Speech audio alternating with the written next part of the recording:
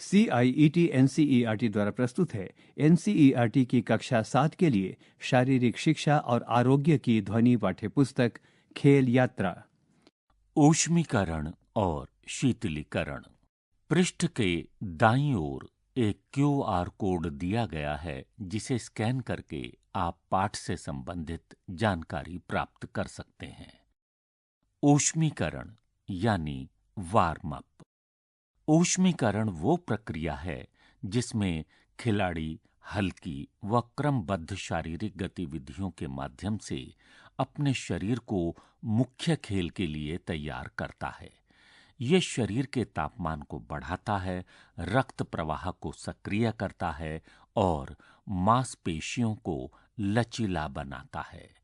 इसमें धीरे धीरे दौड़ना यानी जॉगिंग, मांसपेशियों में खिंचाव यानी स्ट्रेचिंग और गतिशील व्यायाम जैसी हल्की गतिविधियां सम्मिलित होती हैं। गतिशील गतिविधियां करने से खेलते समय चोटों से बचाव होता है और शक्ति बढ़ती है। इससे समन्वय में सुधार होता है। इससे एकाग्रता बढ़ती है तथा शरीर और मन दोनों शारीरिक गतिविधियों के लिए तैयार हो जाते हैं। शीतलीकरण यानी कूल डाउन। जिस प्रकार किसी भी खेल अथवा व्यायाम से पहले ऊष्मीकरण आवश्यक है, उसी प्रकार खेल की समाप्ति के बाद शीतलीकरण भी महत्वपूर्ण है।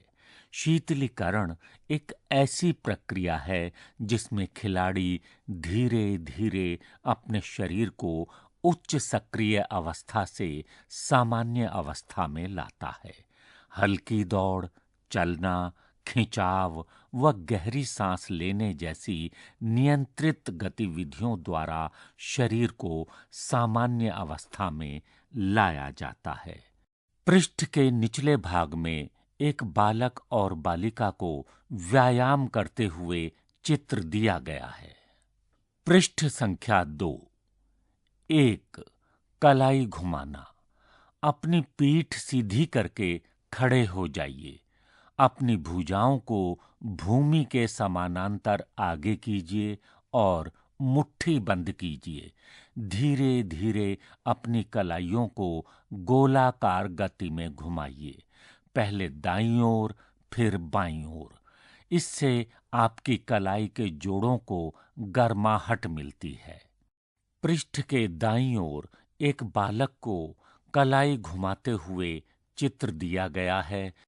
साथ ही 3 कलाइयों को अलग अलग मुद्राओं में कलाई घुमाते हुए चित्र दिया गया है। 2. Backward lunges. पश्च पाद प्रसार। अपने पैरों को कंधों के समानांतर फैलाकर खड़े हो जाइए। अपने दाएं पैर को पीछे ले जाइए तथा दोनों घुटनों के मध्य 90 डिग्री का कोण बनने तक नीचे झुकिए। तत्पश्चात पुनः पूर्व स्थिति में आइए। इसी अभ्यास को पैर बदल कर कीजिए। ये व्यायाम आपके पैरों और नितंबों यानी ग्लूट्स की मांसपेशियों को सशक्त बनाता है। पृष्ठ के नीचे 2 बालिकाओं को व्यायाम करते हुए चित्र दिया गया है। पृष्ठ के बाईं ओर एक बालिका को बैकवर्ड लंजेस करते हुए चित्र दिया गया है। 3. Standing leg rise. अपने पैरों को कंधों के समानांतर फैलाकर खड़े हो जाइए। तत्पश्चात बाएं पैर को आगे की ओर भूमि के समानांतर उठाइए तथा बाएं हाथ की सहायता से बाएं पैर के पंजे को पकड़िए तथा दाएं हाथ को पीछे की ओर खींचिए। बाएं पैर को नीचे लाते हुए इसी अभ्यास को दाएं पैर से दोहराइए। इस व्यायाम से शरीर में लचीलापन आता है और समन्वय में सुधार होता है। यह व्यायाम व्युत्क्रम में भी किया जा सकता है। पृष्ठ के दाईं ओर स्टैंडिंग लेग राइज करते हुए एक बालक का चित्र दिया गया है। पृष्ठ 3। 4 साइड लंजेस यानी वामावर्त पाद प्रसार। अपने पैरों को कंधे के समानांतर फैलाकर खड़े हो जाइए। बाएं ओर झुकते हुए दाएं पैर को सीधा रखें। तत्पश्चात झुके हुए पैर पर जोर डालते हुए पूर्व स्थिति में आइए। यही अभ्यास पैर बदलकर भी करें। यह व्यायाम जांघों, कूल्हों और नितंबों यानी ग्लूट्स की मांसपेशियों को सशक्त करता है। पृष्ठ के दाईं ओर साइड लंजेस करते हुए एक बालक का चित्र दिया गया है। 5 फॉरवर्ड और sideward lunges with side rotation यानी अर्धचक्र गति के साथ अग्र व वामावर्त पाद प्रसार। एक पैर को सामने की ओर रखकर धड़ को तब तक नीचे लाएं जब तक दोनों घुटने 90 डिग्री तक न मुड़ जाएं। अपने धड़ को सामने के पैर की दिशा में दोनों हाथों सहित दिए गए चित्रानुसार मोड़िए। पूर्वावस्था में आते हुए इसी व्यायाम को दूसरी दिशा में कीजिए। इस व्यायाम से शक्ति व लोच का विकास होता है। पृष्ठ के बाईं ओर फॉरवर्ड और sideward lunges with side rotation करते हुए एक बालक का चित्र दिया गया है। 6 जॉगिंग इन प्लेस यानी स्थैतिक रूप में दौड़ना।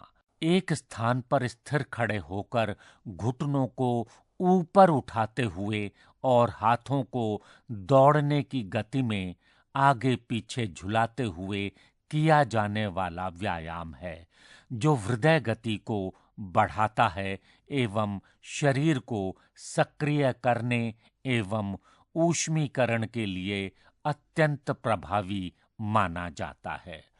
पृष्ठ के दाईं ओर जॉगिंग इन प्लेस करते हुए 2 बालिकाओं का चित्र दिया गया है। 7 बट किक यानी एड़ियों को नितंबों तक उठाना। अपने पैरों को कंधों की चौड़ाई के समानांतर फैलाकर एक स्थान पर खड़े हो जाइए। इसके बाद अपनी जगह पर दौड़ते हुए प्रत्येक कदम के साथ एड़ियों से नितंबों यानी ग्लूट्स को छूने का प्रयास कीजिए। इस दौरान हाथों को स्वाभाविक रूप से आगे पीछे झुलाते रहिए। ये व्यायाम हृदय गति को बढ़ाकर हृदय वाहिनी तंत्र को सुदृढ़ करता है तथा अग्रजानु पेशियों यानी क्वाड्रिसेप्स की प्रसार क्षमता को बढ़ाता है। पृष्ठ के बाईं ओर 2 बालिकाओं को बट किक्स करते हुए चित्र दिया गया है। पृष्ठ संख्या 4। 8 माउंटेन क्लाइंबर्स यानी पर्वतारोही व्यायाम। सबसे पहले पुशअप की स्थिति में आ जाइए। तत्पश्चात एक घुटने को तीव्र गति से सीने की ओर लेकर आइए तथा दूसरा पैर पूरी तरह से सीधा रखिए। पैरों को शीघ्रता से बदलते हुए इसी प्रकार दौड़ने की गति में लगातार आगे पीछे करते रहिए। पर्वतारोही व्यायाम समग्र रूप से शरीर की शक्ति, स्थिरता, हृदय वाहिनी के स्वास्थ्य के लिए अत्यंत लाभकारी माना जाता है। पृष्ठ के मध्य में 2 बालिकाओं को माउंटेन क्लाइंबर्स करते हुए चित्र दिया गया है। 9 स्टार जंप यानी तारा कूद। पैरों को अपने कंधों की चौड़ाई के समानांतर फैलाकर एक स्थान पर खड़े हो जाइए। तत्पश्चात दोनों पैरों को हवा में फैलाते हुए ऊपर की ओर उछलिए तथा हाथों को आकाश की दिशा में खींचकर खोलिए। इस क्रिया को पुनः दोहराएं। यह व्यायाम हृदय गति को बढ़ाकर हृदय वाहिनी तंत्र स्वास्थ्य में सुधार करता है। साथ ही शरीर के विभिन्न अंगों के बीच समन्वय में सुधार करता है। पृष्ठ के दाईं ओर स्टार जंप करते हुए 2 बालकों का चित्र दिया गया है। 10. बोथ लेग नी हग यानी मेरुदोलन व्यायाम। पीठ के बल भूमि पर लेट जाइए। तत्पश्चात दोनों घुटनों को हाथों से कसकर पकड़ते हुए छाती के समीप लाइए। इस अवस्था में कुछ सांसें लेते हुए स्थिर रहिए, जिससे पीठ की निचली मांसपेशियों में खिंचाव का अनुभव हो सके। फिर धीरे धीरे पैरों को पूर्व स्थिति में वापस ले आइए। इस व्यायाम से कटी क्षेत्र की मांसपेशियों व रीढ़ की संधियों में लचीलापन आता है तथा पेशीय तनाव में न्यूनता आती है। पृष्ठ के बाईं ओर बोथ लेग नी हग करते हुए एक बालिका का चित्र दिया गया है। पृष्ठ संख्या 5। 11. चाइल्ड पोज यानी शिशु मुद्रा। भूमि पर घुटनों के बल बैठ जाइए तथा धीरे धीरे नितंबों को एड़ियों पर रखते हुए दोनों हाथों को आगे की ओर फैलाइए। तत्पश्चात धड़ को नीचे की ओर झुकाइए तथा मस्तक को धीरे धीरे भूमि पर रखिए।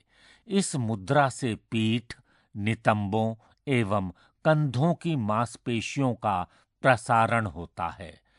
पृष्ठ के दाईं ओर चाइल्ड पोज करते हुए एक बालिका का चित्र दिया गया है। 12. माउंटेन पोज यानी शिखर मुद्रा।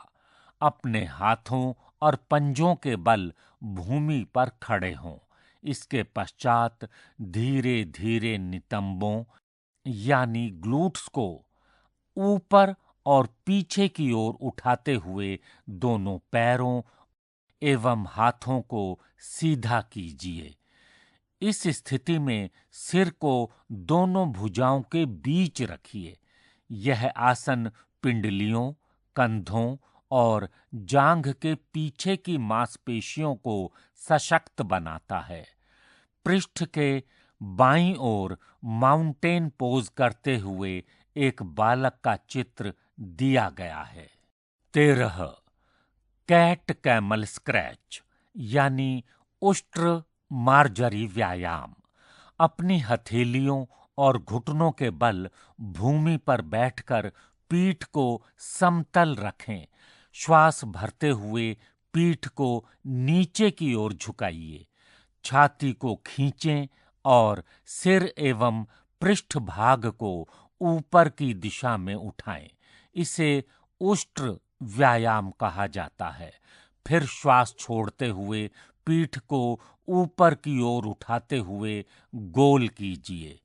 ठुड्डी को छाती की ओर ले जाइए और पीठ के ऊपरी भाग को आसमान की ओर उठाइए। यह मार्जरी व्यायाम कहलाता है। इन दोनों व्यायामों के युग्म को सहजता से दोहराइए। यह व्यायाम मेरुदंड का लचीलापन बढ़ाने में अत्यंत उपयोगी है। पृष्ठ के निचले भाग में 2 बालकों को कैट कैमल स्क्रैच यानी उष्ट्र मार्जरी व्यायाम करते हुए चित्र दिया गया है। पृष्ठ 6। 14. बटरफ्लाई स्ट्रेच यानी पर्णपंखी व्यायाम।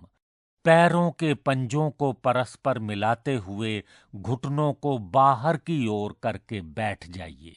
तत्पश्चात दोनों हाथों से पैरों के पंजों को पकड़िए और घुटनों को धीरे धीरे भूमि की ओर हल्का दबाव देते हुए झुकाने का प्रयास कीजिए।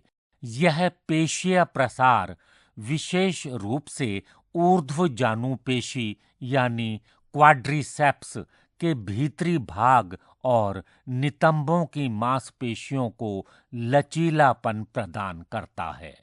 चित्र के दाईं ओर बटरफ्लाई स्ट्रेच करते हुए एक बालक का चित्र दिया गया है। 15 सीटेड फॉरवर्ड फोल्ड यानी पश्चिमोत्तान आसन। भूमि पर दोनों पैरों को सामने की ओर जोड़कर बैठिए। तत्पश्चात पीठ को सीधा रखते हुए दोनों हाथों को आगे की ओर बढ़ाइए तथा पंजों को पकड़ने का प्रयास कीजिए। इस स्थिति में कुछ समय रुकने का प्रयास कीजिए। यह व्यायाम विशेष रूप से पश्च जानुपेशी तथा कटी क्षेत्र की मांसपेशियों को लचीलापन प्रदान करता है।